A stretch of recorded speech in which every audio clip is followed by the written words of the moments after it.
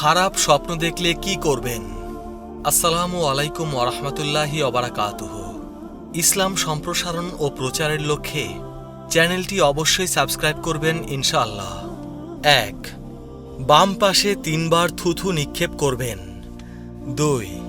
আল্লাহর নিকট আশ্রয় প্রার্থনা করবেন, অর্থাৎ আউযুবিল্লাহি মিনাশ শাইতানির রাজিম পাঠ করা।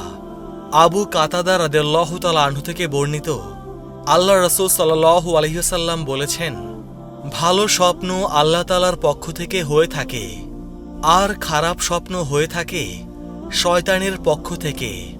সুতরাং কেউ যদি ভীতিকর দুঃস্বপ্ন দেখে তাহলে সে যেন বাম পাশে থুথু নিক্ষেপ করে এবং আল্লাহর নিকট শয়তানের অনিষ্ট থেকে আশ্রয় চায়। তাহলে শয়তানের এই দুঃস্বপ্ন তার কোনো ক্ষতি করতে পারবে না। সহিহ বুখারী ও মুসলিম। ৩. পার্শ্ব পরিবর্তন করা। জাবের রাদিয়াল্লাহু তাআলা আনহু থেকে বর্ণিত, রাসূল সাল্লাল্লাহু আলাইহি ওয়াসাল্লাম বলেছেন, যদি তোমাদের কেউ এমন স্বপ্ন দেখে যা সে পছন্দ করে না, তাহলে ৩ বার বাম দিকে থুথু দেবে আর ৩ বার শয়তান থেকে আল্লাহ তাআলার কাছে আশ্রয় চাবে, আর যে পার্শ্বে শুয়েছিল তা পরিবর্তন করবে। ৪. ঘুম থেকে উঠে সালাত আদায় করা। রাসূল পাক সাল্লাল্লাহু আলাইহি ওয়াসাল্লাম বলেছেন, তোমাদের কেউ যদি অপছন্দনীয় কিছু স্বপ্নে দেখে তাহলে সে যেন উঠে সালাত আদায় করে আর মানুষের নিকট সেই স্বপ্নের কথা গোপন রাখে। সহিহ মুসলিম। ৫. খারাপ স্বপ্নের কথা কাউকে না বলা।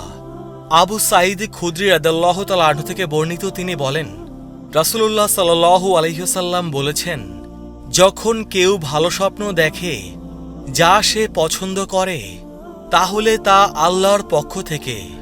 সুতরাং সে যেন এ ব্যাপারে আল্লাহর প্রশংসা করে, অর্থাৎ আলহামদুলিল্লাহ পাঠ করে এবং তা মানুষকে বলে।